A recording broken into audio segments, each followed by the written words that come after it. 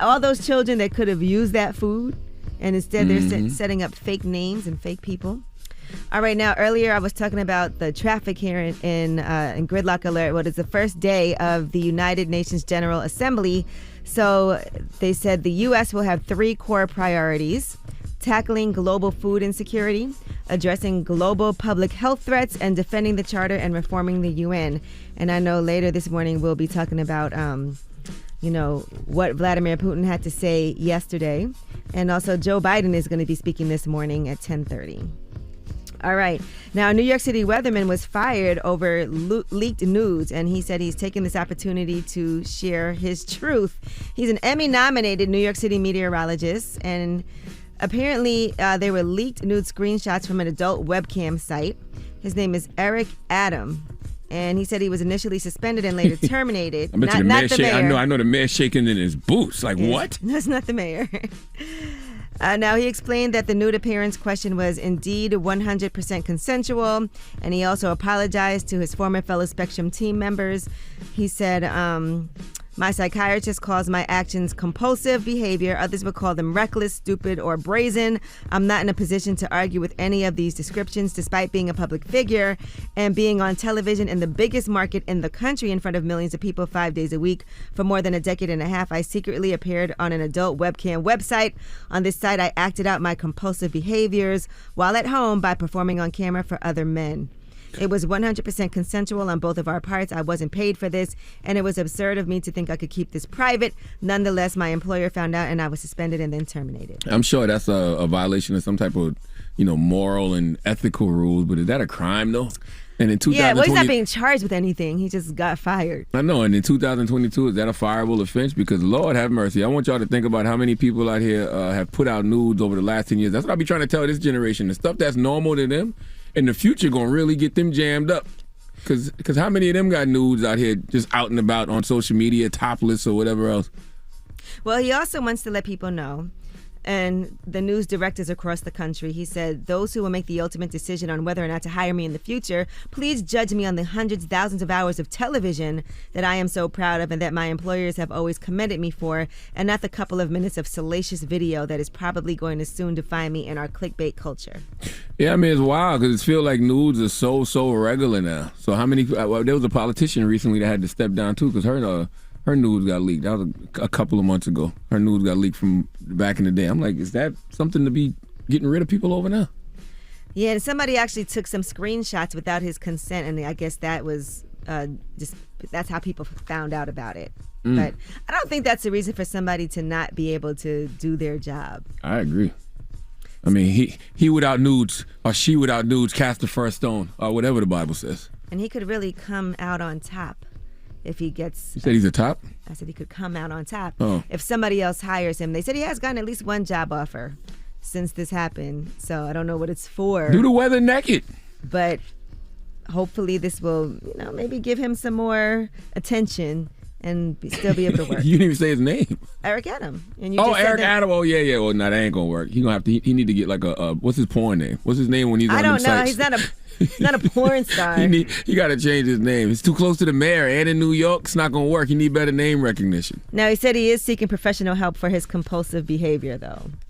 So I do feel like, he had to know somebody was going to find out, though. You're nominated weatherman in the biggest market in the country. Some point. Yeah. Somebody's going to find out. So that's what it is. All right, well, that is your front page news. Oh, that's right. I am tired, damn it. What's the day? Wednesday? You just said it. Wednesday. Okay. Get it off your chest. You want to call up right now, tell us why you're blessed. If you want to tell us why you're mad about something, you want to vent, whatever it is, we have the phones open for you. 1-800-585-1051. Reach out and touch us right now. It's the world's most dangerous morning show, The Breakfast Club. The Breakfast Club.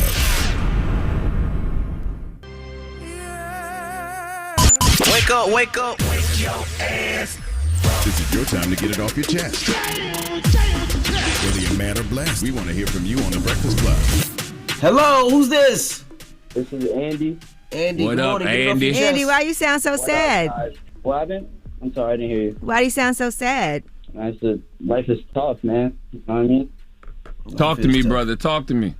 What's up, bro? So I was at a family dinner, and I brought my girlfriend with me, right?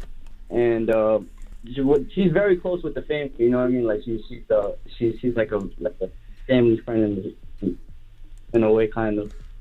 So like, boom, we're having a ball, right? We're on this table, we're eating, all that, and then I leave, and then in the corner of my eye, I see my cousin kind of talking to my girl. Right, crazy vibe. And I would try to experiment, like, you know, see what's going on, like try to like read the room in a way, and then I see them go like leave together. Right? What? And she thinks I'm in the bathroom. I'm just like watching, mad far, right? And I see them go to his car. I don't know exactly what they did. I have a feeling they did but that's not your girl anymore, bro. Yo, but that I've been hurt for over like 3 weeks.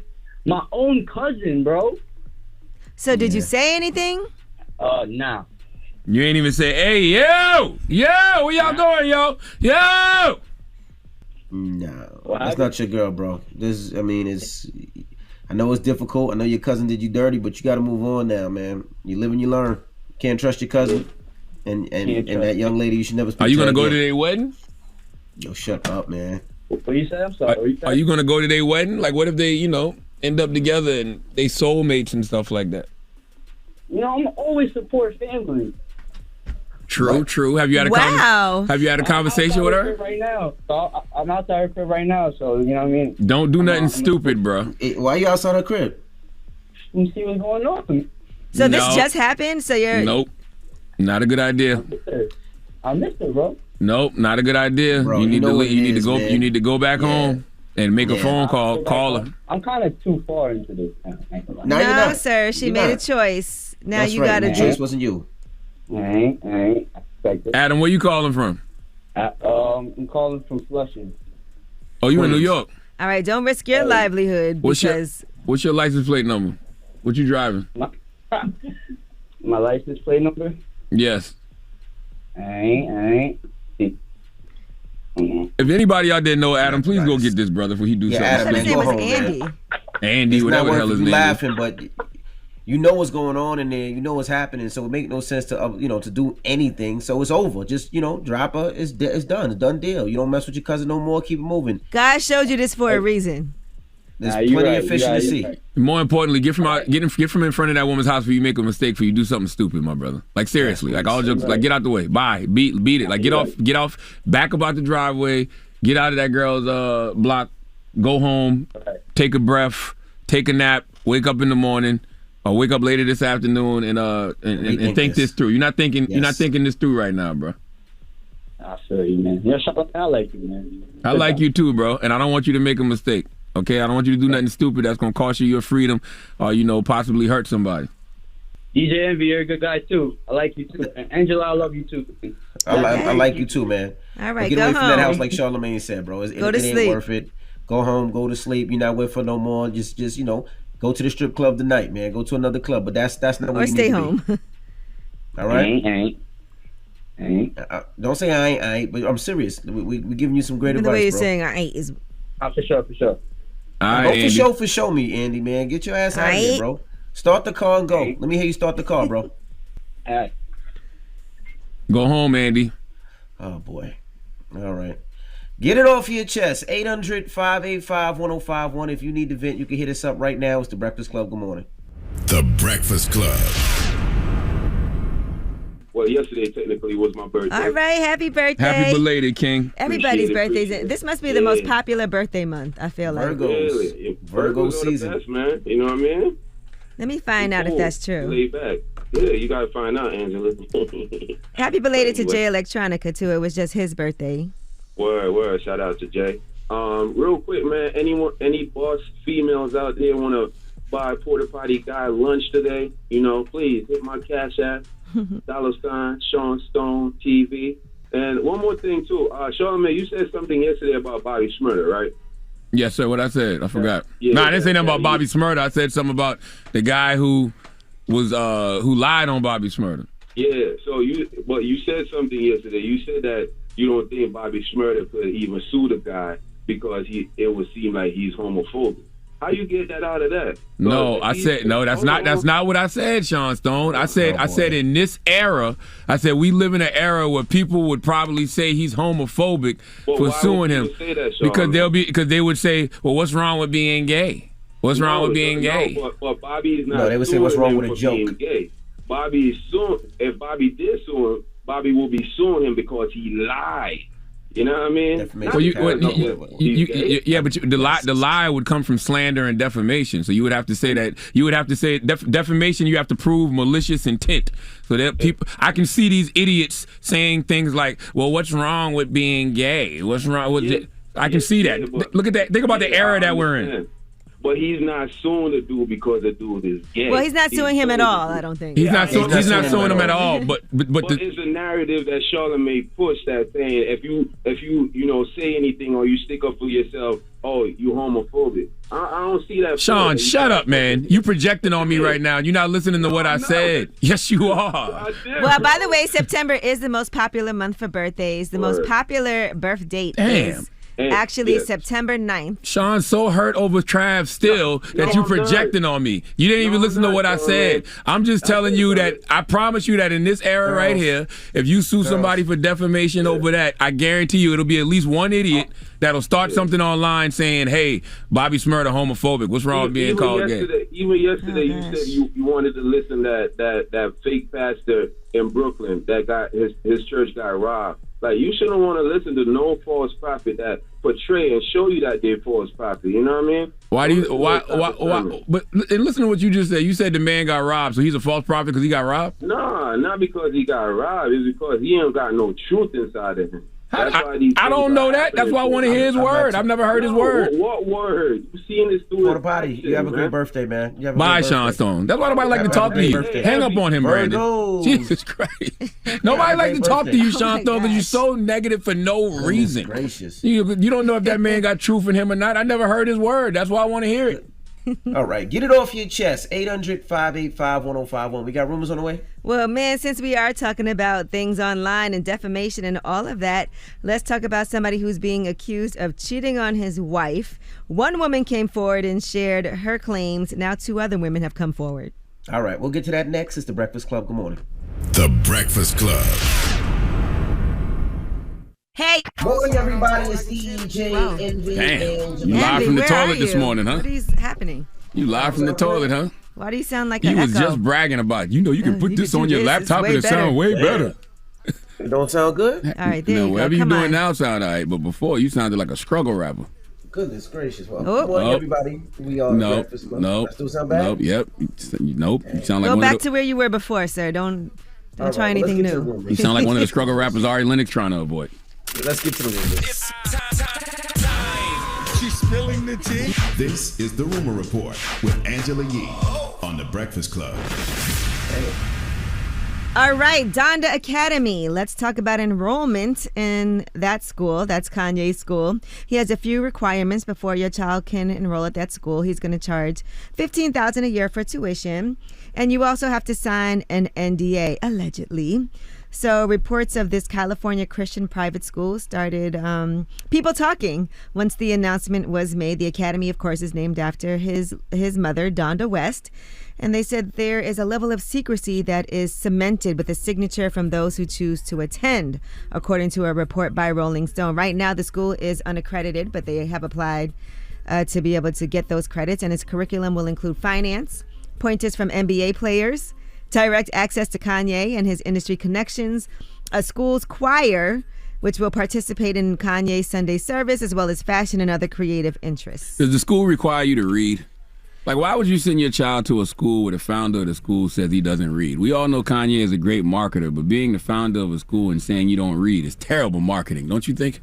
Yeah, he said on several different occasions that he just does not read any books. Not only did he say he doesn't read, he compared reading to eating Brussels sprouts. First of all, Brussels sprouts are amazing. Especially when they're like crispy. Ooh, out the air fryer? Oh my God, I love Brussels sprouts. They're high in nutrients, they're rich in antioxidants, they're high in fiber, they're rich in vitamin K, rich in vitamin C. So maybe he was saying he loves Brussels sprouts and he loves to read. No, they reduce inflammation, but guess what? Kanye doesn't know any of that because he doesn't read. Exactly. But it's not accredited though, right? Not yet. They've applied. So I guess they're hoping to get this credit from an agency that does all the academic institutions in California. So they've applied for it. I mean, it's great that, somebody like that has a school because, like he will instill things in that school that I'm sure other schools won't. But it just sounds crazy when you're the founder of a school and you say you don't read. Now, what do you think about signing an NDA to go to school too? I mean, right now I think it's kindergarten to 8th grade. Right now the enrollment is just under 100 participants and 16 full-time teachers. They might have some practices there that they don't want people to know in other schools, and they do it a different way. I don't see nothing wrong with it. It's Kanye. I don't care that it's Kanye. I don't want my child signing no NDA to go to school. Yeah, that's really a young age to be signing an NDA for a kid. Well, it's not the kids, it's the parents. It is the kids. They're the ones there. Yeah, but the parents are signing the NDA, and he might do practices that they don't want other schools to do or other schools to learn. Or what if the kids go and talk to each other? Then what? What difference does it make if the parents say something? Isn't it about the kids will tell other kids? Yeah, that sounds very cult-like. Like, why would I want my kids filming to sign an NDA? If they got celebrities coming by, they might not want filming or people to see who stops by and all that other stuff. So maybe that's the reason. For safety too, they don't want people coming in and out and knowing where it is and things like that. So you would have your kids sign an NDA to go to school, kindergarten to 8th grade. It's not accredited. I wouldn't have my kids go to that school, but I understand why he would want to do that. I'd have to hear more about that. I have to hear more why kids would want to, why you'd want kids to sign an NDA. I got to hear more. I don't want film in there, I don't want film where you at. I don't right think now. Kids film in school anyway.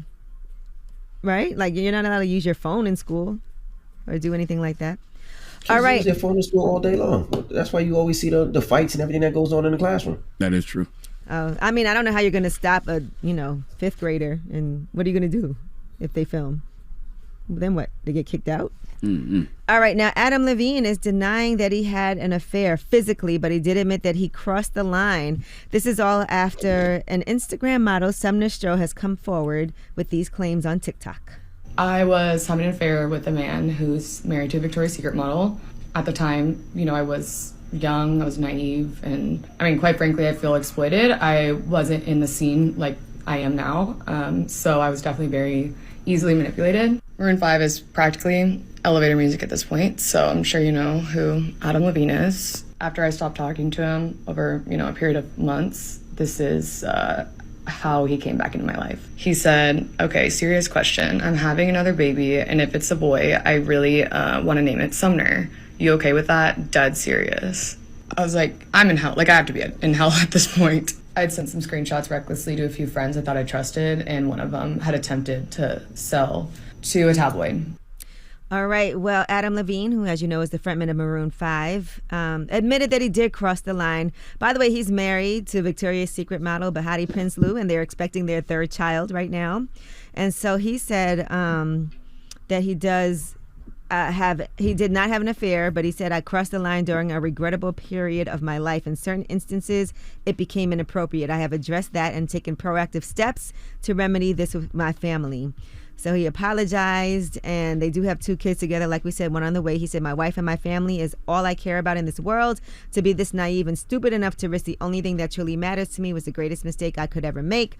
I will never make it again. I take full responsibility. We will get through it, and we will get through it together. I don't know what to tell you other than white men cheat, bro. Okay? White men cheat. If he would have named that child, black men don't cheat. After a woman, right? After this woman, if he would have named that child Sumner, can you imagine? It's a great name.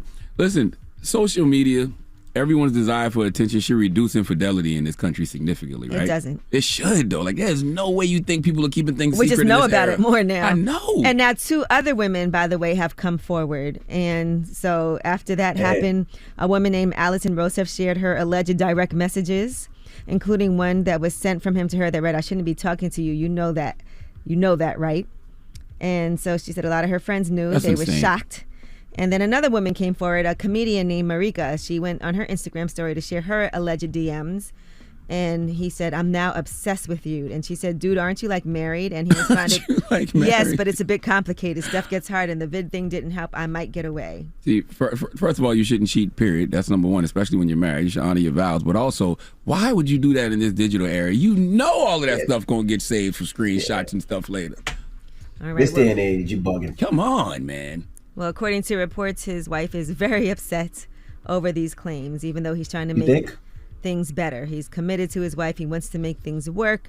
He says he did not have an affair. No, and don't get me wrong, you bugging in any era that you cheat in when you're married. But God Devil damn in this era? Shit. All right, look. Wow. Shoot. Well, that is your rumor report. All right. Now we got front page news next. What we talking about? You gonna have to fix this. Man, you sound disgusting. Yeah, you gotta fix this. All Are right. you drinking out the toilet? Maybe. Are you using a straw? Out the toilet? All right, let's talk about Hurricane Fiona, and it's on the way to Bermuda. Turks and Caicos is being hit. Dominican Republic, Puerto Rico already hit. We'll talk about it. Breakfast Club. Good morning. Ooh. Morning, everybody. It's DJ NV Angela Yee, Charlamagne the Guy. We are the Breakfast Club.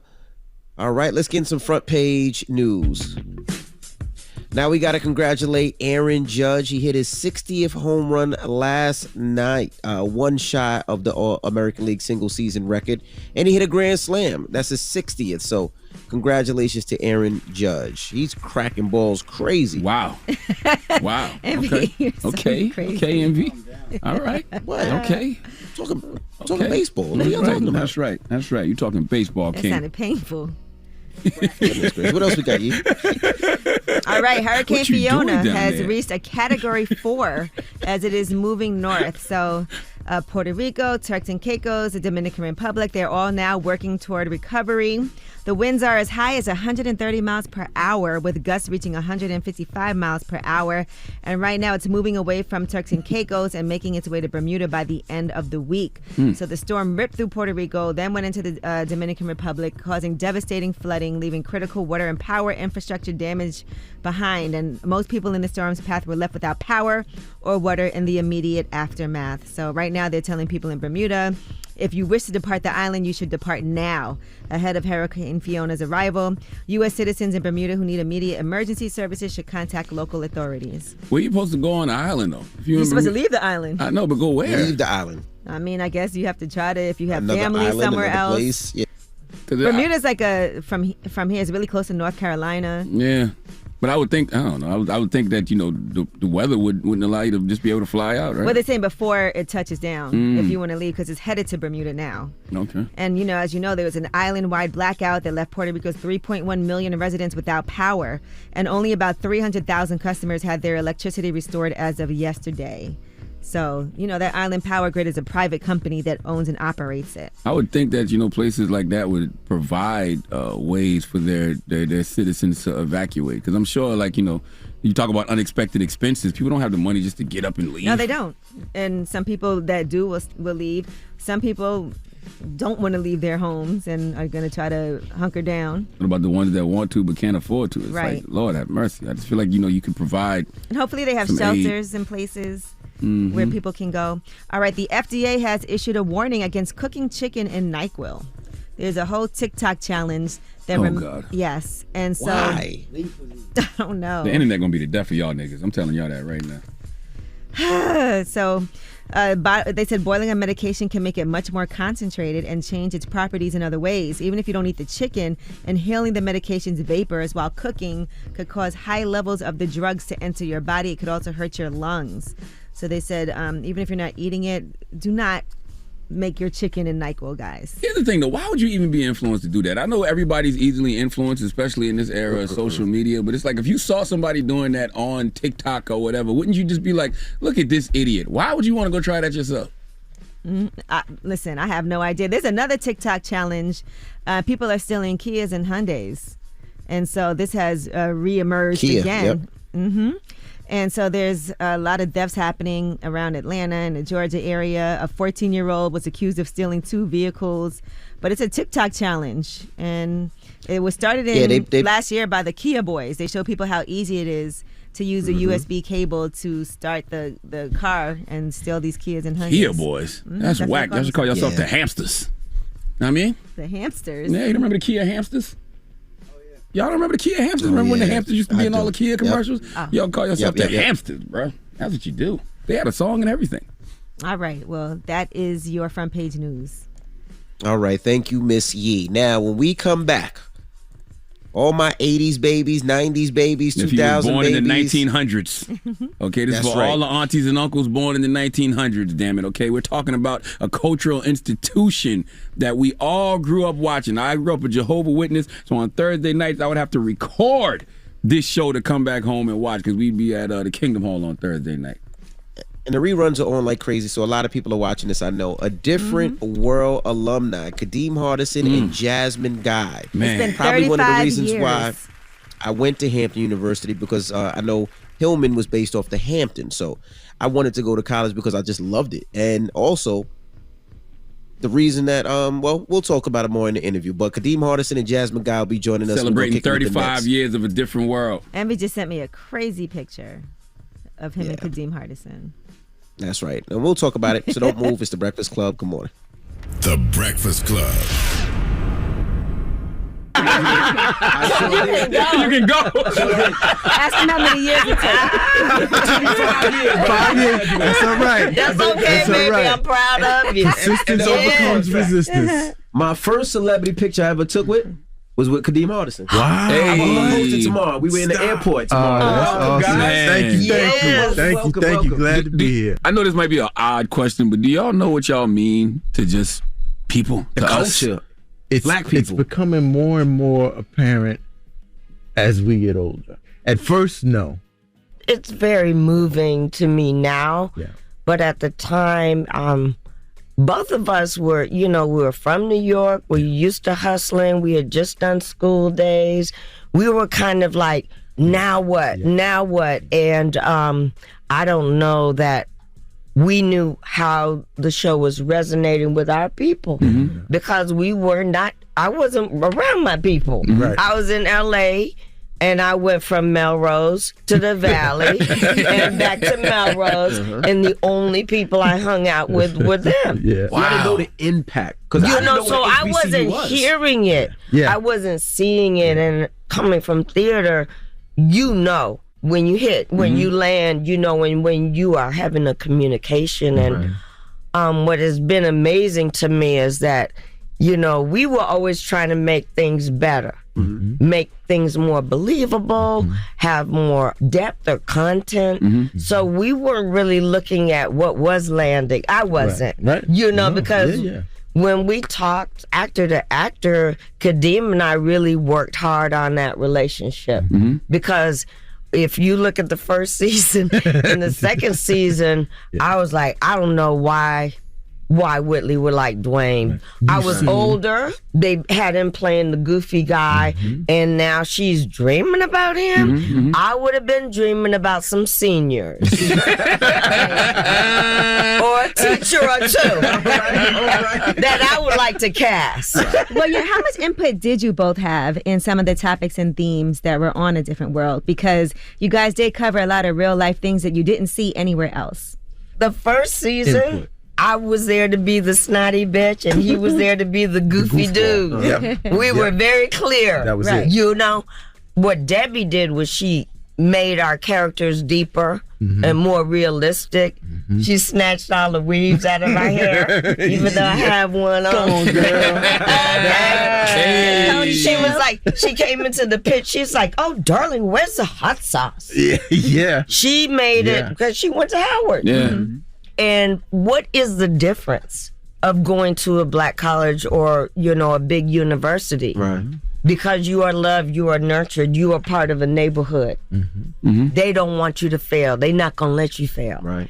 And that came through in the way she worked with us, and she gave us a voice. We couldn't give notes that first year. No. We were just worried about are they going to call us back? They were firing people. Left and right. Also, the show shifted, though, because wasn't the show centered around Lisa Bonet the first season, but then she didn't come back with the second season. So I'm sure that made all of y'all have to be the stars now, basically. Yeah, well, I thought that the show just wasn't going to come back because she is and was the star of that show, and our characters, at least mine, was based on her. And I didn't understand that structural change in putting us together when we really didn't have even that much to do. No. But we knew each other. And I said, first of all, I'm like his big sister. So it felt a little incestuous. Although he did say, he did say he had a crush on you back then when he first met you. You don't have to. You know, I was young, I was grown. My men were like 30 years old. You know what I'm saying? She wasn't checking for me. You know, see that as a possibility. Yeah, no. But the thing was, we were friends, and we did have good communication. Mm-hmm. We could talk. I had better communication with him than most of my relationships. There's no pressure. Right. Yeah, it's honest. Word up. I was going to ask, was it difficult to stay on TV? Because at the time, there was nothing like this on television. I thought the first season was difficult. I really took the job expecting maybe we'd get 6 or 8 episodes and then and go back to New York. Go back to New York and become a movie star. Why did the show end? I remember They go to prison. and it had so much I remember impact. that. Why And did in 93, y'all went on hiatus, and it just never came back. I was like, what? Yeah. That's what happened. Yeah, man. I think it was once we had Jesse on, we were doing a lot of controversial stuff. The Riot Show. And Yeah, there was some stuff that maybe the network wasn't as thrilled about. Gotcha. It was a lot of battles back and forth with Debbie and trying to, make it current and relevant. And it was like, yeah, let's just have the, the romance and the chase and that every deep show that we did, she fought for. a battle. Wow. It was a battle with the network. Them white boys did not care about date rape, apartheid, HIV. riot, Yeah, HIV. Okay, Apartheid, they were like, just put Whitley and Dwayne and be funny. So y'all didn't even see it coming then? I saw it coming. Okay. We saw it coming And I because, was- you treating us like monkeys and we not monkeys. Hey. Yeah. We're not doing your word, we're doing our word. Yeah. And the power that we had, they diminished. I felt diminished because they always said, but you come between Cosby and Cheers. I said, but people can change the channel. Right. Yeah. They don't have to watch this show. Yeah. I just felt like we were always on our own. I never felt a part of that Hollywood system. Like I would watch Roseanne Barr singing the anthem at a Padre game. We got 5 singers in our cast. Wow. And we number 2. Wow. That's crazy. So I always felt the exclusion, and I never felt a part of that whole. You get Emmys and awards. Y'all never got nominated or nothing? Never invited to the show. Wow. That's okay. Your word up. You can't put too much clout into that anyway. You got to know who you are and where you belong, and that was my family. That was my company. But they used to ask me to do stuff for NBC, like parades and say happy birthday to Cheers. I say, why am I saying happy birthday to them? They don't even have no black people on their show. Were y'all ever scared that y'all gonna be stuck in character, like that everybody always looked at you as Dwayne, or always looked at you as Whitley? Were y'all ever scared of that? Like getting typecast. That typecast, yeah. 100%. Like I knew that as soon as it was over, well, I thought that I should have did 4 years and graduated and maybe a 5th year to transition into new cast members, new freshmen, and then they should have did 4, 5 and transit. So in my eyes, the show should have never ended. It should still be on now, not reruns. Oh yeah, because it could be like how it could be like Grownish could have been a different world. It could just always go on because there'll always be kids in college and there'll always be something to talk about.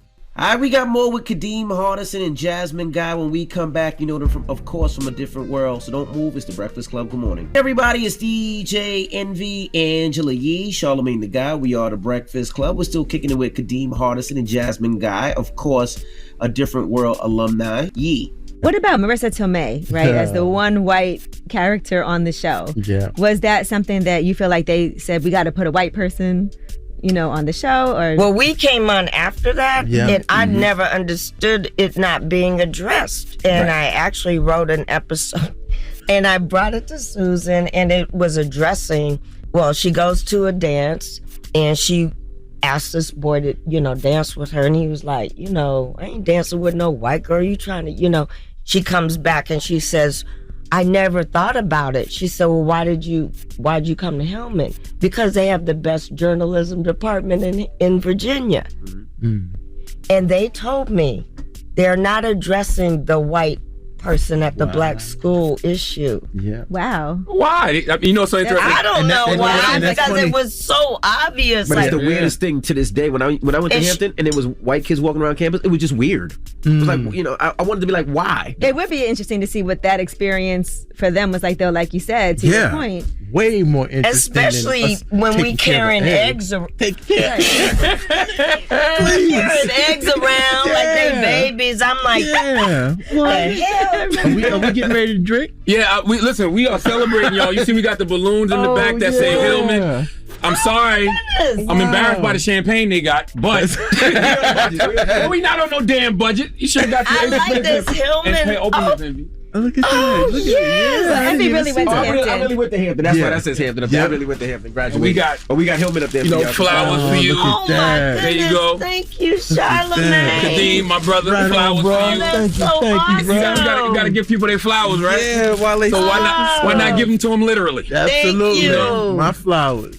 That is so nice. I'm very embarrassed by the champagne. I'm sorry. It's a little bit disrespect. I can't believe they would do that. Well, let me try it. I'll let you know. So, Jasmine, back to you, though, when you said you wrote that episode. You also directed some episodes, right? Mm-hmm. Did you direct episodes too, Kadeem? Yeah. Okay. I directed the Tupac episode. Wow.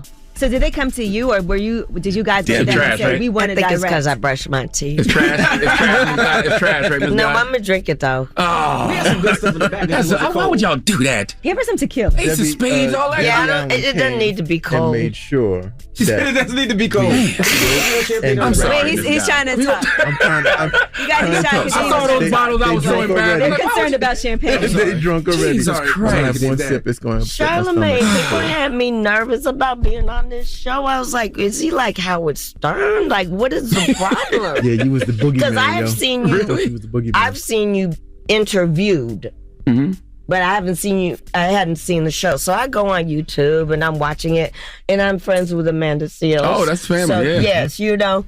And I was like, okay, what's the problem? Like, what can we talk about that's going to be so horrible? Nothing. Nothing. So, Oh, so Kadeem, you were talking about directing and Debbie Allen. So directing, when it came to directing and writing, Debbie made us put it in our contracts that we got to direct That's so an dope. episode or two wow. or write Wow. per season.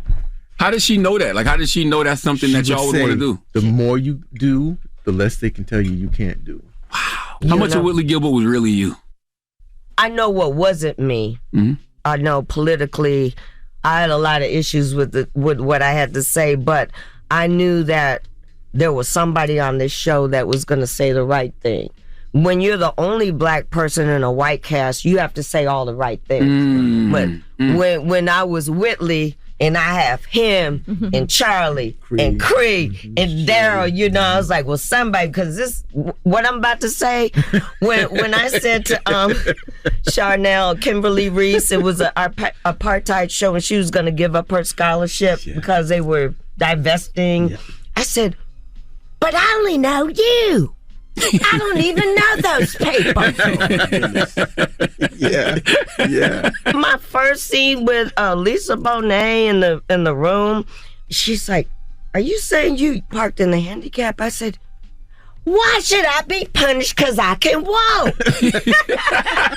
I was like, "Oh, this bitch."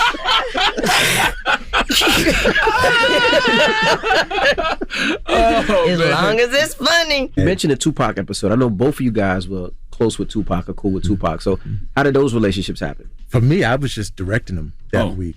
Jasmine. That's the better one. Oh, see, there you go. That's the better one. I think yeah. That's 50s. Okay, cool. All right. They the upgrade. real Thank you. I'll throw that other out, Miss Guy. Don't worry I about don't know. Cold duck. I don't know what the that is. That cold duck. Come on, Whitley. That Merlot. I'm not really a champagne person. We upgrade a little bit. Oh, Okay. God. Oh, damn. Yeah, I just got to direct them. I was fortunate. Jada said he wanted to do this show and he was excited. And I know MCs, rappers, and I know how they can off some time. So I was real nervous. Like, this is my first week directing. I was like, is he gonna show? Like, because I've messed around trying to do a video with Dirty and he never showed. Was that Got Your Money? Yes. I remember that because yes. And then actually, because I was working with them at the time, he actually came and did a video that he was on for Jizza, and they wouldn't let it come out. The label wouldn't clear Dirty because he didn't show up to his own video. Yes. Damn. I was down there waiting 6-7 hours. So I was just nervous as my first directing gig, just like, okay, I just hope and once he came, I always thought, it's not a hot take, but I always thought he was probably going to be a better actor. The rapper? Than rapper, yeah.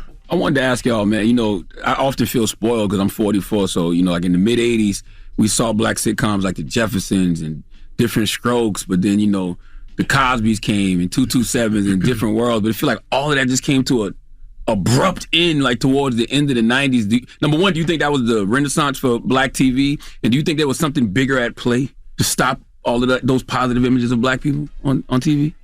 It only seems now, like if it walks like a duck and it quacks like a duck, I don't have any evidence to support it except for the optics. Word. So, yeah, I do think it was. Okay. Come on with it. Go, Miss Guy. Right. Come on with it. Our last season, number 2, number 1 sometimes. Yep. Cosby in Different World. For 5, 6, 7 years. Yep. Okay. Why would you change our time slot? And why would you put us against Martin? Wow. I definitely took that personally. You ain't got but 2 black shows on the networks and you put us at the same time against each other? And what have we done? What have we done to deserve this kind of disservice? We're not competing with Martin. No. We come on at 8:30, they come on at 8. Why did you move us? That was a detriment. Was that because Cosby Show ended? And didn't they put y'all up at 8 because Cosby was the lead in? Yep. Okay. So that could have been it. Why change our time slot? Just put another 8 o'clock show in. It probably wasn't even strong enough. We weren't strong enough to hold another time slot. And not against Martin. Yeah. Right. I feel like we have the same audience. And so what do white people do? Divide. That's right. That's right. So yes, I do feel like it was deliberate. I feel like it was racist. I know who was running NBC at the time, and I don't feel we were respected. They always said y'all came between Cosby and Cheers, and that's why you're number 2. They said that to my face. They said it to mine. So they thought it was because of the network that these shows were having all the success. Because of the time slot. Because between 1 and 3, we got to be 2. Got you. All right, we got more with Kadeem, Hardison, and Jasmine Guy. When we come back, you know them from a different world. So don't move. It's the Breakfast Club. Good morning. Hey everybody, it's DJ Envy, Angela Yee, Charlamagne the Guy. We are the Breakfast Club. We're still kicking it with Kadeem, Hardison, and Jasmine Guy. Of course, a different world alumni. Did they pay y'all like y'all were wanting to? Did y'all get paid or did y'all have to fight for that? Did they pay y'all like they paid? Oh, we had to fight. Fight for that. I went and did White Man Can't Jump. Can I have another champagne? Here we go. Give us some of the good stuff. I went and did White Man Can't Not the Jump. cold duck. And met No more cold duck. and met Woody Harrelson, and he was doing Cheers. And he kind of let me in on what he was making. I was like, and y'all number 3. What? Damn. But I'm confused about that because you had Bill Cosby who already had so much success. Why wouldn't he give that game to the spinoff show, the cast of the spinoff show? He purposely had us shoot in California away from him. I don't think he wanted to have to shoulder it. Run to show. Yeah. He was running this. This was it. Boom, y'all go over here and work that out. And then when it wasn't working to the way I think we all wanted, called with Debbie and said, Miss Thing, get in there with your broom and clean that up. It seemed like she was a blessing, though. Absolutely. No, she was the best thing that could have happened to us. But Jasmine, that show was dead. Yeah. That show was dead. I thought it was going to get canceled. I really thought it was Debbie going to get came canceled. on that show. Yeah. She said, we're the dark-skinned people at this school. Yeah. I don't know. I just thought that first season, I already had called my parents. I was like, well, I've made $30,000 and I paid off Greg and I'm paying off my Amex and I'm going back to my apartment because I thought that was booty. What's the most that you guys got paid during that time when y'all were number 1 and number 2? What was the most that they paid y'all? Well, the first season I made $6,000 a week. Yeah, $6,000. Then next But thing I you know, didn't. I mean, that was I was like, Yeah, that was a what? That was a bump. That was That making was a like $250 at the Village game. Word. I was a bike my God. messenger. So I mean, yeah. so I didn't have any Complaints. gauge. No. But we only had contracts for 7 episodes. Yeah, you didn't know how long Yeah. it was gonna last. Yeah. Oh no, and they were firing and people. you had to sign for yeah. 6 years before you That's finish still the your standard, audition. yeah. So I it know, was, but I went into the producers and I tried to give my 2-week notice. That's right. She tried to. You tried to quit? Why'd you quit? After the first season? Notice. I said I'm very grateful for this opportunity, Child. and because that first season, I'm telling you, it was whack, and I didn't like the way they were treating Lisa Bonet. Yeah. Just do it, just say the way it. they would talk, pointing all up in her face, and I'm like, that's a sweet girl because you're not getting up on me like that. I didn't interfere on set. But I was like, oh no, oh no, you're not treating her like that. She had to hire security. Really? Yeah. So that's why she quit, probably. Nah, because wanted her to be on. Because she was pregnant. He didn't want to show black girl pregnant in college. What do you could think have about been- that? I thought it would have been a great tool.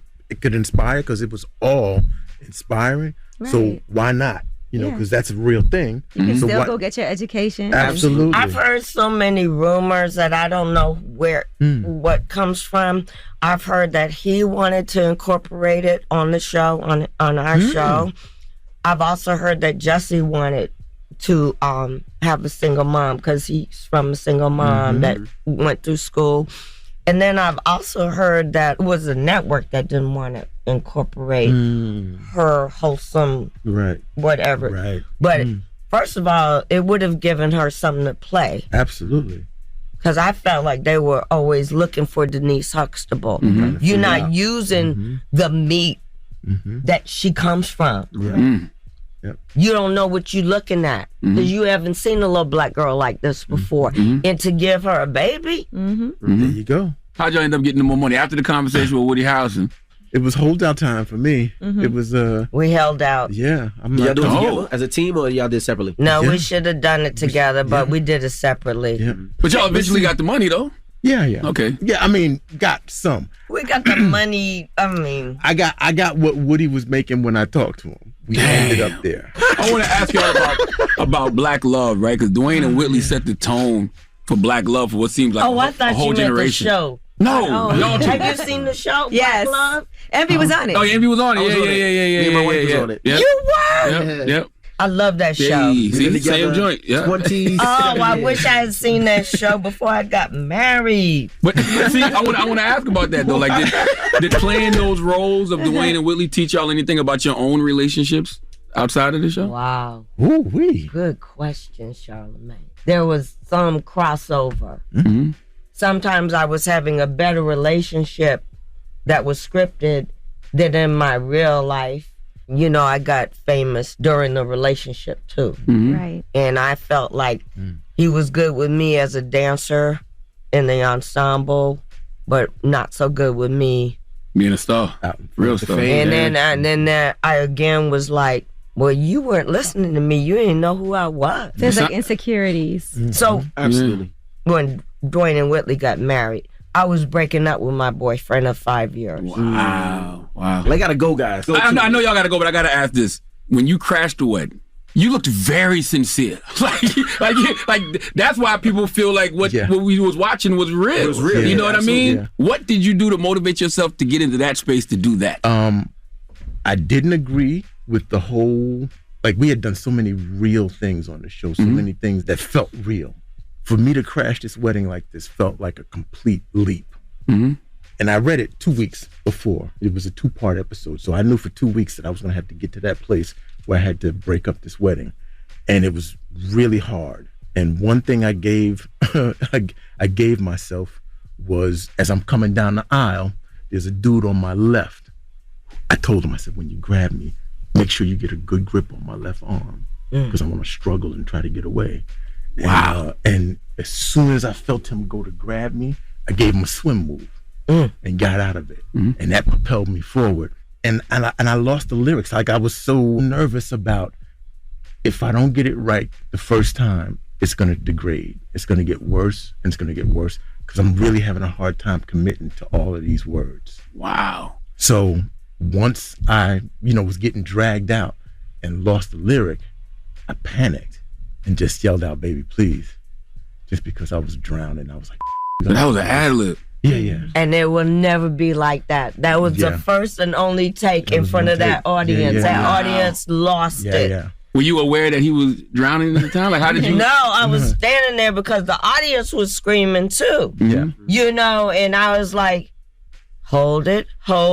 I said, "Baby, please." And then the second, "please," was like jazz. I knew that was jazz. Yeah, because "Please, Baby, Please" is from School Days. Yeah. So I was like, oh, okay. Yeah. I got you. Yeah, baby. Help me. And we are not doing this again, okay? Debbie Because said, "Got it." nothing was One like take. that first take. Yeah. Nothing. That magic. Well, they gotta go, guys. Okay. TV. Well, 35 years and TV 35 One years, a different Uncensored. world, man. That's right. Congratulations. TV One Uncensored on Saturday. On Saturday the 24th. Oh, and I'm on Amazon. There you go. Harlem. Harlem. Oh, I love that show. Yeah, I played Grace Byers' mom. Okay. I'm a Jamaican bitch, so it's funny. Okay. And then You had to learn the patois?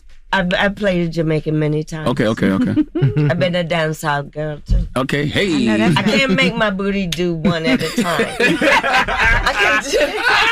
I can't do that yet.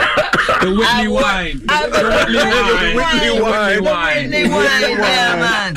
And then a movie called The Lady Makers is on Amazon too. Oh, Kadeem and Jasmine, we love y'all and we value y'all and we I feel appreciate stronger y'all. when We ain't talking no hip hop, yo. I know. Next time. Next time, please let me come back. Please, and talk hip-hop, absolutely. yo. Well, it's the Breakfast Club. Hey, Thank we you guys for love joining us. y'all, we value y'all, we appreciate y'all, we celebrate y'all always, man. That's Thank right. you for Thank you, every thank you. contribution to the culture that y'all have ever made, and it was a pleasure to meet both of you this Yes, morning. Jasmine, guys. Pleasure to meet you It too. was so much Envy. fun. Yes, it's the Breakfast Yeah, Club. yeah. Tell me what you have. Morning, everybody. It's DJ Envy, Angela Yee, Charlamagne the Guy. We are the Breakfast Club.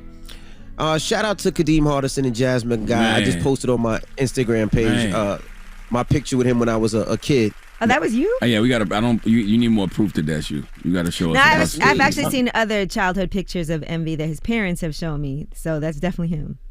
Hopefully they post one of those when you had the little poom poom shorts on. Yo, shut up, man. And I had the Jamaica shirt, the mesh shirt. Yeah, the with mesh shirt, and you had the socks pulled up to your knees. I did. My mom showed you that? Yes. I actually have it. You want me to post it? No, you don't have that picture. I made sure. What's wrong with your mother? My mom showing you that pic.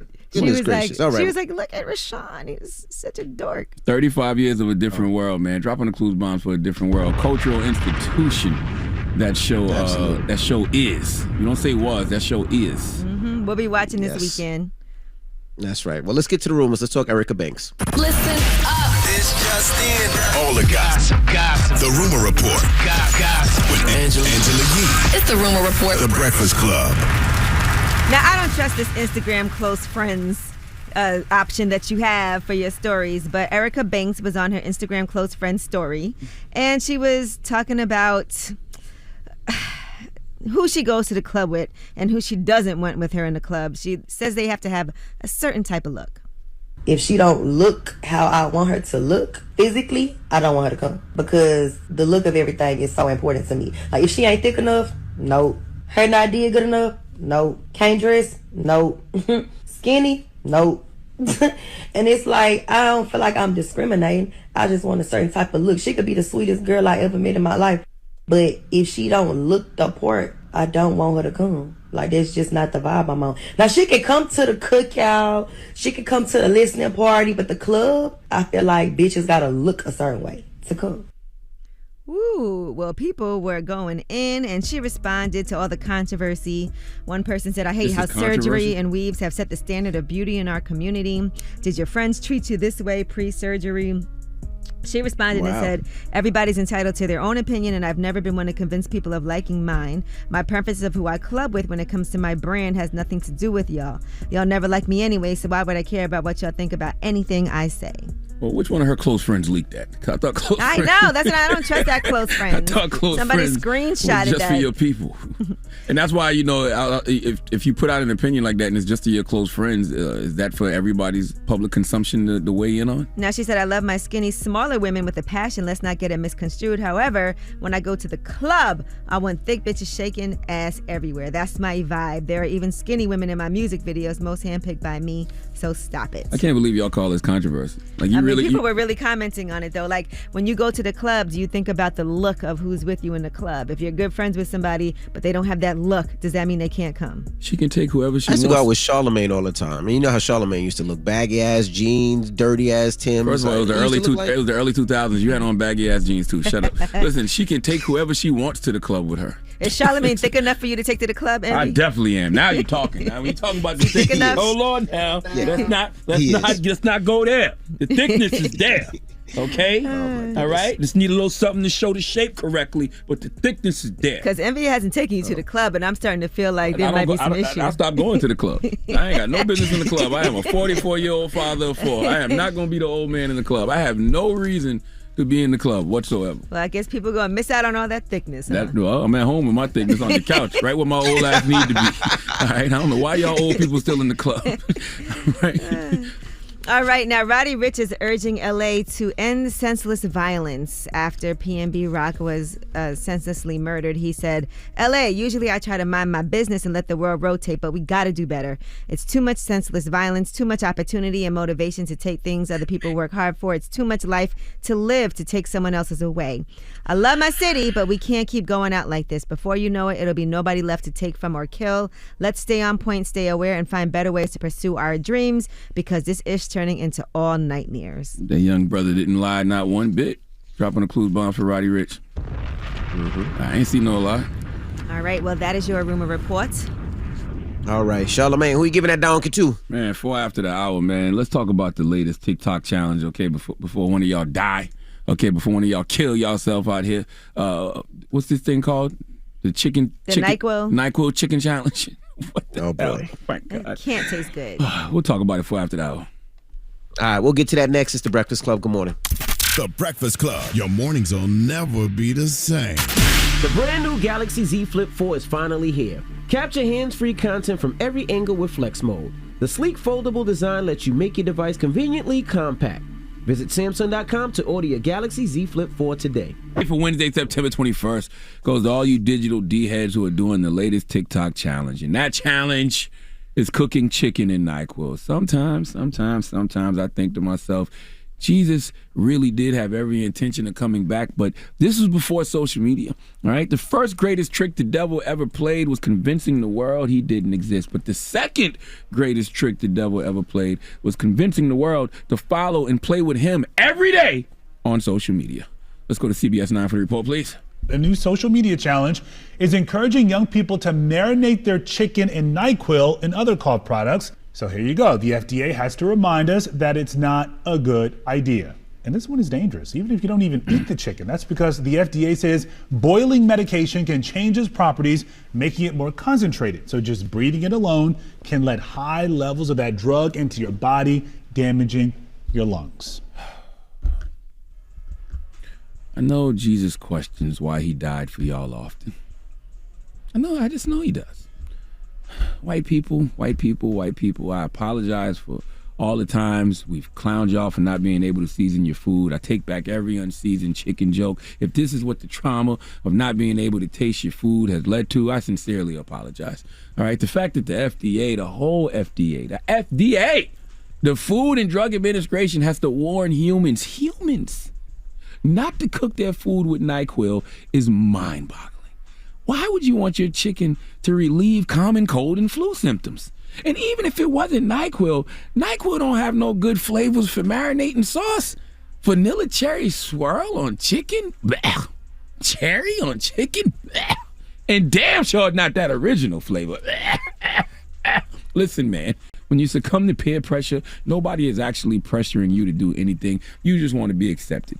It is what it is. Nobody actually makes you do anything. You make the choice to do things because you're seeking validation from whoever is asking you to do something, which is why I don't understand for the life of me why y'all seek viral validation from a bunch of digital D-heads on social media. You don't even know. Okay, remember when adults in our life used to say, so what? If everybody jumps off a bridge, you're going to do it too? Well, in this social media era, yes, people will, especially if it's a TikTok challenges, okay? Challenges like this only target the youth because youngins are the only ones who are easily influenced by challenges like this. I would hope so. And the FDA is warning that someone could take a dangerously high amount of the cough and cold medicine without even realizing it might hurt your lungs because the medication's vapors while cooking could cause high levels of the drugs to enter your body. People, I promise you, man, the internet is not sustainable. It is a phenomenal advancement in technology. Absolutely it is, okay? Causing humans' brains to advance? Absolutely no. Okay, I read a quote once, and the quote was, the difference between technology and slavery is that slaves are fully aware that they are not free. We have no idea that we are prisoners to the algorithm. We really think we are in control, but look no further than the NyQuil Chicken Challenge to know that we are indeed not. Please give everybody participating in the NyQuil Chicken Challenge the sweet sounds of the Hamiltons. Oh, now you are the donkey of the day. Ooh, you are the donkey of the day. Yee-haw. Oh, I forgot we actually got audio from the actual TikTok. Let's hear the talk take. My wife got sick last night, so I'm cooking up some NyQuil chicken. I've done this in the past, and usually I use about, 4/3 of the bottom. And if it's your first time doing this, you can get away with using about 1/5. Season that NyQuil in there just at the right temperature. You're going to want to let it sit there and sizzle for about, 5 to 30 minutes. Make sure you're constantly flipping over the chicken. You don't want to give one side more attention than the other. Oh, sometimes the steam really makes you sleepy. Woo. What you're looking for is that blue color right there. All right, and you can go ahead and turn it off. Ooh, yeah, that's steam, baby. Drain the unused right back into the NyQuil can, just like so. And boom, NyQuil chicken. Bone apple teeth. Sound like Breaking Bad. Sounds disgusting. Why not just give your wife the NyQuil after you cook for her? If she's not feeling well, the comfort of you cooking for your wife will make her feel better, and then why not give her the NyQuil before bed? Who told you to combine the two? Also, I need to give myself donkey today because is this a real challenge or is this just one digital D-head on social media attempting to get attention and he got it because I didn't see a bunch of videos of this. I just think it's Nor one did I look. digital D-head. I only seen one. And then he poured the NyQuil back into the bottle like how our parents used to save the grease back in the day. Like, ugh, disgusting, bro. All right. Well, thank you for that donkey today, sir. I would say God bless him, but really, God bless us all. Because it's all downhill from here, people. Okay. All right. Now, when we come back, Ash Cash, Storm Leroy, and Marvin Mitchell will be joining us. Of course, it's Wealth Wednesday, so we're going to be chopping up with generational wealth and how to make some bread, right? Yeah, this is like a Ask Ye, but instead we're going to give you some amazing financial advice. This one I learned some things from that I'm implementing right now. All right. Shout out to Stacey Tisdale. It's The Breakfast Club. Good morning. The Breakfast Club. Be sold, and I just help people change their mindset in order to make more money, manage more money, multiply money, and just understand that regardless of where you come from, what your circumstance is, you could be, have, and do anything you want in life. And in the top 1% of the bankers in the United States. Absolutely. So I was a banker for 15 years. As a black man. Absolutely, CEO of a credit union, and I was one of the top bankers in the country. Absolutely. I'm Marvin Mitchell. What I really do is help people to multiply their money by leveraging. And also, I'm a Hall of Fame financial advisor myself. Been a Hall of Fame advisor for 15 years now. And what I really do is I teach people how to really just not only minimize their taxes, but how to take a dollar and make money 5 times off the same dollar. Oh, I need to know how to minimize my taxes. I've been working on that. Oh, yeah, absolutely. Just recycling your money is what it's all about. Right. Yeah. People always say that's a myth. The study that they say a black dollar only stays in the black community for a certain amount of time. For 6 hours. Exactly. Is what they say. Yeah, but people say that's a myth. That's never been a real study done. Is that true? Yeah. I think what happens is that we like to attach ourselves to things that are sensational. So I don't think that I think in certain communities, yes, right, where the money comes in and it's being spent before it even goes out.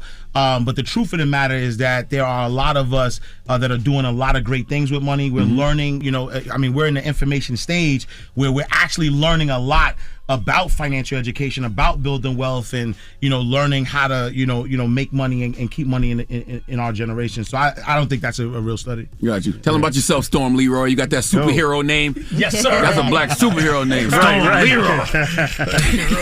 Yes, sir. I'm Storm Leroy, better known as the Employed Millionaire. And what I do is I show people how to take your 9 to 5, your salary, and become a millionaire, which I've done myself.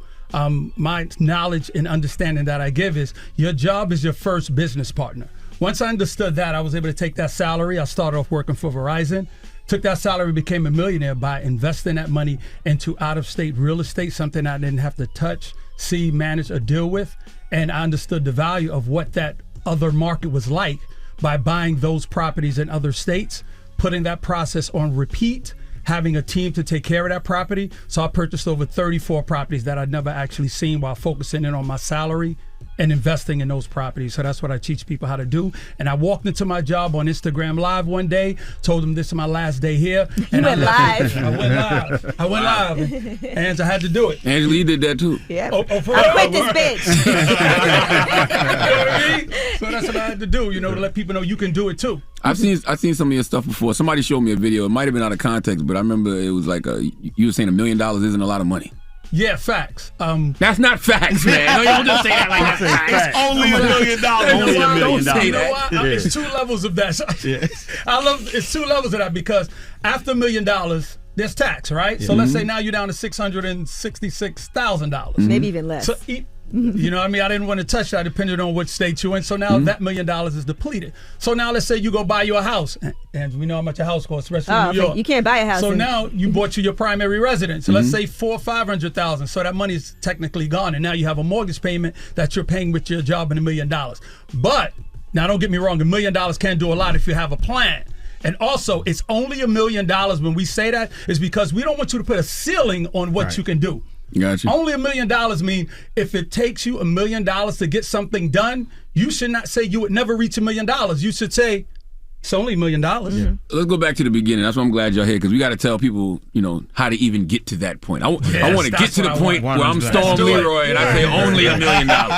So, and Marvin, I do want to point out, as a financial planner, a lot of people feel like in order to get a financial planner, you should be rich, right? The only reason that you need that is because you got a lot of money. Let's say I only make $40,000 a year. Why do I need a financial planner? Can you talk about that? Well, I will say that the traditional financial system will lead you to believe that you have to have a lot of money to get something done. But in reality, most financial advisors are actually broke. Most financial advisors don't have money themselves, and they come from an educational system that don't really teach people how to make a lot of money. So what I teach people is that no matter where you're starting from, you can invest, right? You can look at different stocks and different investments. But what I also show people is that if you follow the traditional system, in my opinion, where Social Security will be ran out by 2034, according to the General Administration Fund, unless they make some changes. Pension is going away. That the traditional system of saving will lead people to failing. 76% of people statistically run out of money anyway. So if you keep doing the same thing, it's going to get even worse. So I have a whole new blueprint to show people starting from anywhere how they can actually become financially successful, where it doesn't have to be an either or, which means it doesn't have to be I live poor now so that I can live rich later, right? It can be that I can spend the money that I want to spend now and enjoy my life now, and I can enjoy my life later.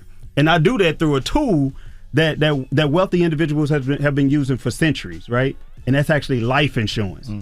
So I make life insurance become a want and not just a need. There are ways that you can structure a policy, Charlamagne, where you can actually go in and overfund that policy, where most of that money that you put in will go towards your cash value. And I'm gonna tell you why that's important when you're starting off. Instead of the death benefit, you get a death benefit, but most of the money goes toward the cash value. 70% fees are automatically deleted, which means that the advisor takes 70% less commission and it goes straight to your cash value. Now what you can do is you can actually build wealth, and when it starts there, guess what? You never have to pay taxes on it again.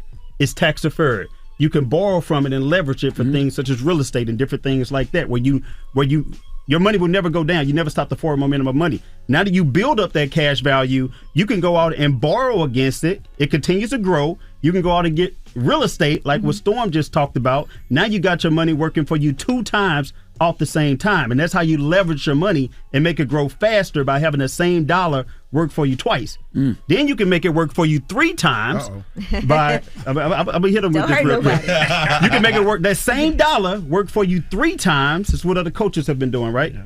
By saying, okay, I can turn my credit into cash. And instead of me using my credit for debt, why don't I turn it to cash and go out and buy an asset, such as the real estate? Now I have the life insurance policy. Now I can, that's going to continue to grow, whether I borrow against it or not, tax-free. I can pay off my credit card with that policy from leverage. Now I'm making money off the life insurance policy, tax-free. Now I got the points from the credit card, and I got the property generating cash flow, so I can accelerate my growth 10 times as fast.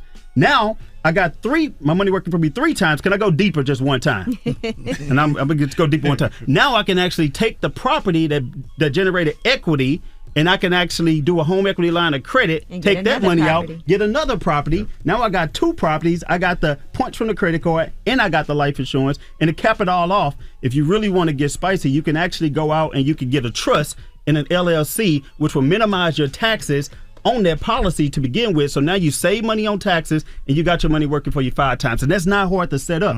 People say, well, does it take millions of dollars to get that started? Yeah, you can dump millions of dollars as long as you do it for at least 7 years. But you can actually get started. People get started with this for as little as like $50, $500 a month. Yeah. All right, we got more with Ash Cash, Storm Leroy, and Marvin Mitchell. When we come back, it's the Breakfast Club. Good morning. We're still kicking it with Ash Cash, Storm Leroy, and Marvin Mitchell. Charlamagne? I want to ask y'all, what do you think people that are going to receive the student loan forgiveness, what do you think they should do with their money? Man, I think people who are receiving that money should definitely tap into our 5-day challenge, and let us teach you for 5 days how to do exactly that, right? Because what's going to happen is, I know a lot of people are thinking like, oh, you know what, I'm gonna get this $10,000. I got this credit card bill, or I have this I want to be able to pay down or whatever they want to pay down. What happens is, if they take that money and they pay a bill, then that's it. That's the end of that money. But Storm just gave you a whole play on how he got his first property at $8,000 out of town. And one of the things that I want you to understand why Storm is so important is because he's teaching you how to do it, right? Like New York, it's a high cost of living. Yep. And so you can't get a property in New York. I tell people that all the time when they're trying to buy their first property. I'm like, you might not be able to buy something in New York. Why don't you go look someplace else where you can get cheaper real estate and you can flip that or you can rent it out. Right. That also was years ago, though. I mean, you're right, but it's just going to be hard to find a property for $8,000. That's not true. That's not true. $8,000 is the down payment. How long ago was that, though? I started 2015, but I'm teaching now mentees who are actually this week. They're making their phone calls to the realtors, because I teach them to make the phone calls, find the properties inside my mentorship, because I don't believe in giving you the knowledge and letting you figure it out. I want you to figure it out in my class, actually make the calls, and they're buying properties now for $40,000, $50,000, $60,000, $70,000. An $80,000 property, 20% down, is still only $16,000. Oh, that's the down payment. Yes, the down payment. Got you. I also suggest people get your real estate license too, because I actually took all the classes. I'm going to take the test to get my license, but you get a lot of access. Right. Yeah. But that people don't get to what's available. And that's the thing, right? So now if you're like, Storm has a system where if you're buying property out of state, right, that's your down payment. But think about that. If you said, I'm gonna take that $10,000 and I'm gonna pay a credit card debt, it's done. Right? But if you take that and you take it and you put it in a down payment to a house, that's cash flowing already, right? I ain't gonna give you too much sauce, but right, it's cash flowing already. So now that $10,000 is still $10,000 because it's your down payment. Now that down payment is equity in that house that you own, and then each month, if it's tenant occupied and the person is paying rent, now you have that cash flow. And so that's what I would say. One of the plays that people could use with that $10,000. So bouncing off of that, and I know we got to tell you about the challenge, but coming back to that, like what you just said about the $10,000, right? You just gave a perfect illustration. There's really 3 types of people when it comes to money. You have a debtor, you have a saver, and then you have the wealth creator. The debtor, that's the person that they're going to take that $10,000. They're going to find a way to be in a worse financial situation than they was before they got it. Right. They're I know gonna people who are like, I'm already in debt. It's over. I give up. Yeah. I might as well just. I can't get out the rat race. I might as well go deeper into it, right? I'm going to Turks. Right. Get that Instagram picture by that rusty boat. then you got the saver. The saver's going to say, well, I'm just going to save this. I'm going to put it in a bank, right? Not realizing that they losing money due to inflation. And it's not doing anything for them. And then when they do finally spend it, like you ain't going to recoup that money. Like you said, it's gone and lost forever. But what I want to do is I want to show people, we all want to show people how to be a wealth creator, right? How can you take that $10,000, for example, how can you put it into a place where you know it's going to multiply, where that money never goes backwards and it never goes forward? And that's really what we're talking about on this challenge. How can we take you from where you are now to millionaire status? How can we give you the blueprint? How can we give you a step-by-step guide over 5 days? And it's all virtual. So I don't care where you are. You can log in. If you can log into Zoom, you can join this challenge. If you have Facebook, you can join this challenge. And with this challenge, we taking you from the real estate blueprint to the author blueprint, where you can make 15 streams of income, to becoming your own bank and leveraging your money. We're going to show you all that in 5 days, and we got a couple of special guests. And we got Grant Cardone coming on as a special. Grant Cardone coming on to talk to you about how can you use debt to make you rich? How can you use it as leverage? And we got two different opportunities, right? For some people, they're going to say, look, I just want to get in the room, and I don't really need to ask any questions to get any deeper understanding. That's fine. We got something for you. For Breakfast Club listeners, only $97, right? Where they can go in and they can actually have Q&A with us directly. And every day we're actually answering their questions and helping them to get to that path quicker and giving them a blueprint where when you leave, you're going to get 50 times the value of it. So you can actually go listen, get that information right now and actually take advantage of that discount by going to wealthdomination.com. That's on wealthdomination.com, and we got it. Do we have a special code or something? Actually, we made that site simply for you. Oh. For Breakfast Club listeners. For Breakfast Club listeners. You will see it. You will see it. So it's just wealthdomination.com, and you can go ahead and sign up. And when you do, we'll know you came from Breakfast Club. And one thing I'll say, though, right, is important to get in rooms, right? Because, again, like, none of us came from money. None of us, had any special privileges. What happened was, as we started to learn this information, right, for me, as a banker, I was managing money for wealthy. And I was one of those broke bankers. I was one of the broke bankers because, I was just starting out. I'm managing money for multimillionaires. I'm just doing what the bank told me to do. So I'm learning, I'm living paycheck to paycheck. I don't, I understand money, but I'm not doing what I'm teaching. And being told growing up that you ain't ish, you ain't never gonna have any money. Exactly. And so I'm glad you said that, because I've been I started being a banker at 19 years old. I was making six figures in my 20s. But guess what?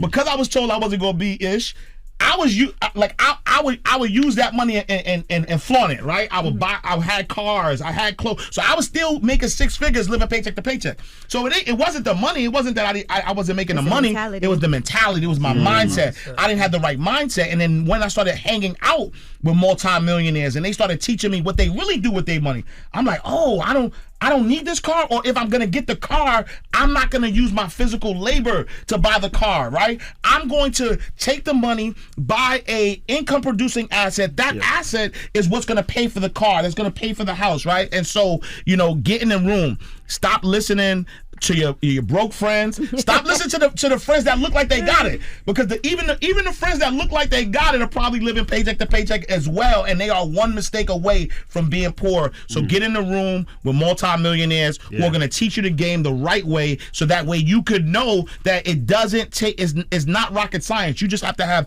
the right science, the right information to get to that next level. It's all about the information. Yeah, absolutely. What's the website again?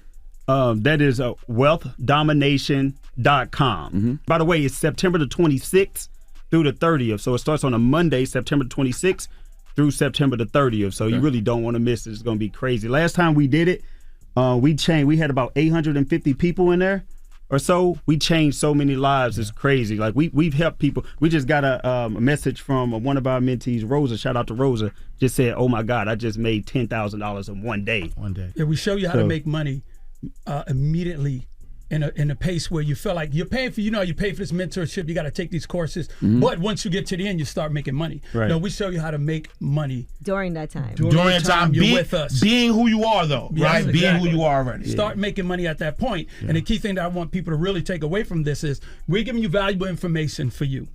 Give everybody your individual like Instagrams and Twitters if they want to follow you. You can reach out to me, Marvin at Marvin Mitchell Official. That's Marvin Mitchell Official. But be careful, y'all. No dots, no slashes. There's so many fake Instagram accounts out there. Just Marvin Mitchell Official.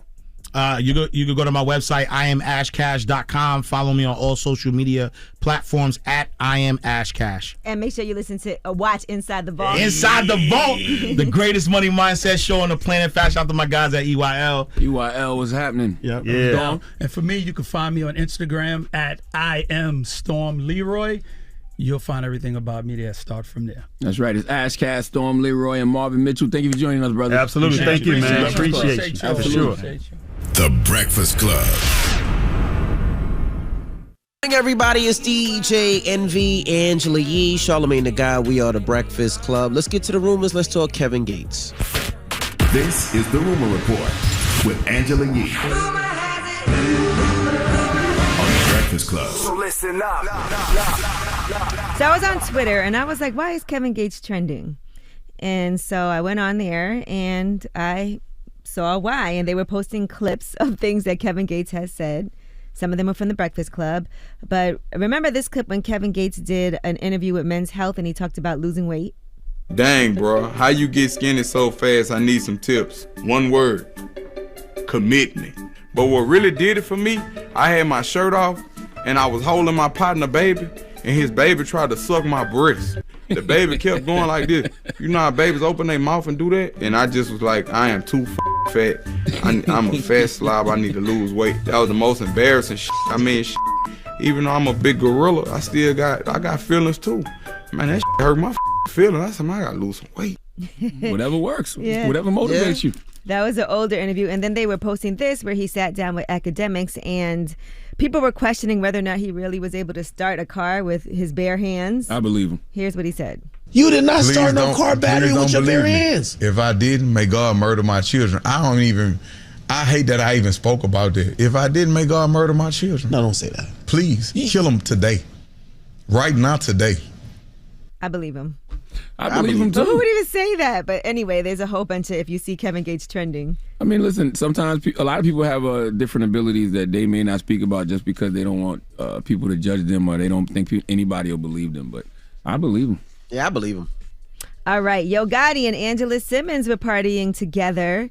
So a lot of people were like, okay, looks like, he finally got a shot. But they just happen to be in the same club. And so he's sitting down. She's kind of dancing. She's celebrating her birthday. And that's it. But, of course, everybody brought up the down in the DMs, how he said he had a crush on her. So there you have it. All right, now let's talk about Fat Joe. He was on with Mike Tyson, hot boxing with Mike Tyson. And he talked about Mike Tyson offering Remy Ma cars or whatever just to be in a relationship with him. Here's what Fat Joe had to say about that incident. Mike invites me to the house and he says, bring Remy Ma with you. We go to the house. He opens the door butt naked, right? So I'm like, there was a chick in every room. In every fucking room. Jacuzzi, this. I'm like, yo, what the fuck? I am Mike. He wanted to keep Remy Ma, right? You can't keep And he made offers like he showed us some convertible Benz new shit. He was like, you can keep this. Mike, we can't do that. We can't. Mike, my sister. He said, well, come on, Joe. I was like, you can't do this. He offered us some fucking 500 Benz this. I was like, oh my God. Hey, yo, that was a great time, Mike. I had a wonderful time with you. Now, And he's like, get me out of here. You my sister and all. But a 500 Benz? I'm not going to spend the night somewhere for I'm just messing 500 with you. Benz, okay? No, we get the Benz. You not you. That Why would Benz I- was for Joe. Did Envy just say we'll get the Benz? Did you try to pimp Like, me? did he say me?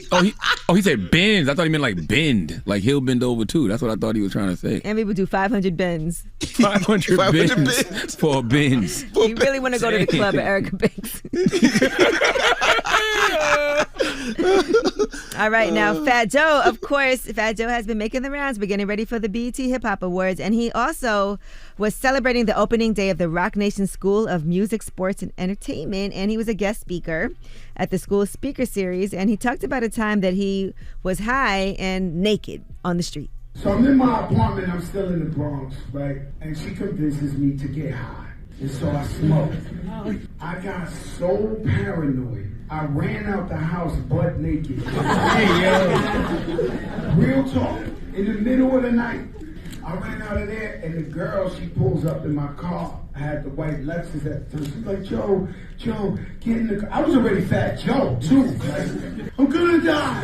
I gotta go to the hospital. I'm gonna die. Right, so she convinced me finally to get in the car that she was gonna take me to the hospital. She takes me around the block, and we go in the crib, and I take like 7 showers. I never want you guys to see Fat Joe running naked down the street. We're going streaking. I love Joe, man. Go, Joey. He always has the best stories. I can't wait for his book and his TV show. Man. I love Joe. Fat Joe. I love reading books. I love like physical copies, but I also love listening on Audible. I can't wait to listen to Fat Joe's book on Audible. I know it's going to be highly entertaining. All right. Drop a bomb for Fat Joe, man. Yeah, speak to my guy Fat Joe. He came to my late night talk show last week. Hell of a week, and had a lot of interesting things to say. You can stream that now on Paramount Plus. Salute to Fat Joe. All right. Well, that is your rumor report. All right. People's now the Choice People's Mix. Choice Mix is up next. Still It's the lying Breakfast about, Club. Still Good lying about morning. this being the People's Choice, huh? Yep. The Breakfast Club. Your mornings will never be the same. Galaxy Z Fold 4 is here to change the way you get things done. Now you can browse social media while tuning into a video call. And with the expansive foldable screen, you can use up to 3 apps at the same time. Visit Samsung.com today to order your Galaxy Z Fold 4. Morning, everybody. It's DJ Envy, Angela Yee, Charlamagne the Guy. We are the Breakfast Club. Now, shout to the New York Giants again. I'm going to be DJing this Monday. Who they playing? Who they playing? The greatest game. football team ever to walk the Cowboys. face of the earth. The Bills? No. And we're going to bust their ass. And if you're coming to the game, I know the tickets are I think they sold out, so you got to go to StubHub or wherever to get them. We're wearing all white because it's a home game, and they're wearing the white jersey. So all white, everything, and we're going to bust the y'all Cowboys' really going ass. Latino. First of all, I mean, y'all really going to be Dominican. Let's be clear. You're not supposed to wear any white after Labor Day. That's number one. All right. Number two, the Dominican outfit for a long time in New York was a New York Giants jersey and white jeans. Is that what y'all bringing back? That's right, yes. Okay. Well, shout out to all my Dominicanos. But yes, all okay. white, everything. Well, salute to the Dallas Cowboys. The final score will be 15-12 Dallas. Very low scoring game. Watch, mark my word. Very low scoring game. 15-12 will be the final score. Dallas Cowboys gonna win. My goodness. All right. Oh, we got a shout out to Kadeem, Hardison, and Jasmine Guy for joining us this morning. Absolutely. man. That was amazing. Celebrating 35 years of a different world.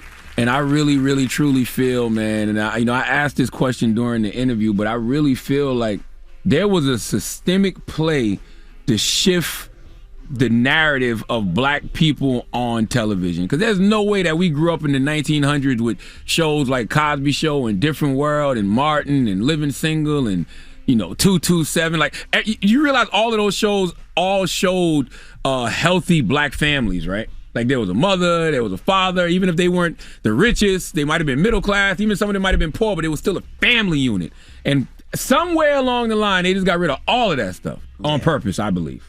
All right, well, shout out to everybody that was influenced by A Different World, that made them go to college, that made them go to a HBCU, because I was one of them. So I'm appreciative and grateful for all the work that they put in. And that's exactly why they shut shows like that down. You could have never told me ever that I'd be sitting here with Jasmine Guy and Kadeem Hardison ever in my life. Yeah, that's one of those ones where, people always ask you, like, yo, who would you like to interview? Who would you like to interview? And you never can think of nobody in the moment, you know what I mean? But that's one of those ones that when you sitting in front of them, you like, this is perfect. Like, this is absolutely positively a dream conversation. So, yeah, salute to Kadeem Hardison and Jasmine Guy. All right, well, who you giving your positive note? Well, I said who you positive. Well, give us a positive note. Well, first, I want to tell everybody, too, man, make sure you go to mentalwealthexpo.com. Register to be at the Mental Wealth Expo on October the 8th at the Marriott Marquis in Times Square from 11 a.m. to 4 p.m. You know, it is a day of mental health and healing healing lessons, and I did my first one last year. This is the second annual one. This year we got Pastor Torrey Roberts, Sarah Jakes Roberts, Nadra Tawab Glover, Dr. Rita Walker, Dr. Alfie Breland Noble, Dr. Spirit, David McCullough. We have a lot of different people in the mental health space, a lot of mental health professionals, man, that can help us get on the right track. So I hope to see you there. It's a free event, 11 a.m. to 4 p.m. Just go to mentalwealthexpo.com to register to be there. Now, the positive note is simply this. You're not here to be liked. You're here to do what you came here to do, period. Breakfast Club, bitches! Y'all finished or y'all done?